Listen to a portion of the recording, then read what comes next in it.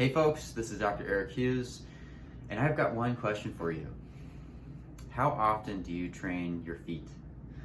Now, if you watched the last video, you might have a little more context in why I'm asking that question. But at the same time, it's slightly rhetorical because when you go to the gym, chances are the last thing you're going to be thinking about is your feet, right? You've got your back and bi day, you've got your chest and tri day, but you don't have your feet day. And I'm here to flip the script on that because training my feet for me helped me eliminate my back pain. It was one of the keys that I didn't think was actually so crucial in helping me restore function throughout my entire body, using my body as one unit, again, feet involved, and gaining strength and confidence in my sport literally from the ground up by using my feet. The method that I used in doing so is called revolution in motion. And I've got the definition here. I just want to read it for you because it's lengthy. But Rev Mode trains barefoot on unstable surfaces using a neurologically activating series of exercises that are novel, playful, and transformative. Now, the simple takeaway from that definition is that Rev Mode trains barefoot. You could just put a period right there. Rev Mode trains barefoot and then the next part's on unstable surfaces. Now, again, in the last video, we talked about how important the feet are with the somatosensory system, with the homunculus, with how much rich neurology is in the feet. And, if we're trying to perform high athletic moves, right, jumping, cutting, what have you, our feet are going to be that first point of contact for the ground.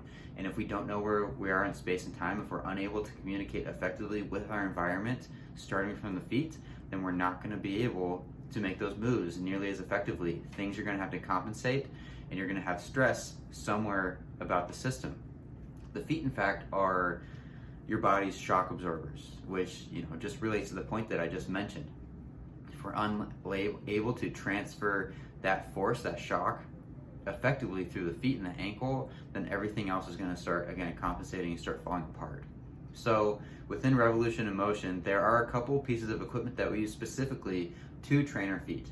The first one is called a slant board, and with the slant board, it's basically a board that has an angle on it. You'll see the picture here, and we perform single leg balancing exercises on the slant board. Now, just by adding a stable yet varied surface, our body is already going to have to be making all these micro adjustments, all these undulations on where it is in space and time.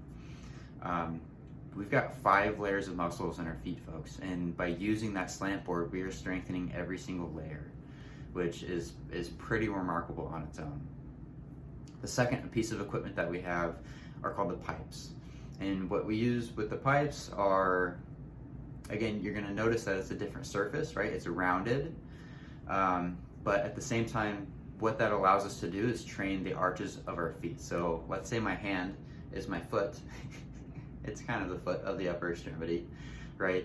We're most familiar with our first, the biggest arch, right? Is going to be from our heel. Let's say this is our heel to our big toe, right? We think about that arch the most. But did you know that we actually have 2 more arches that we don't think about?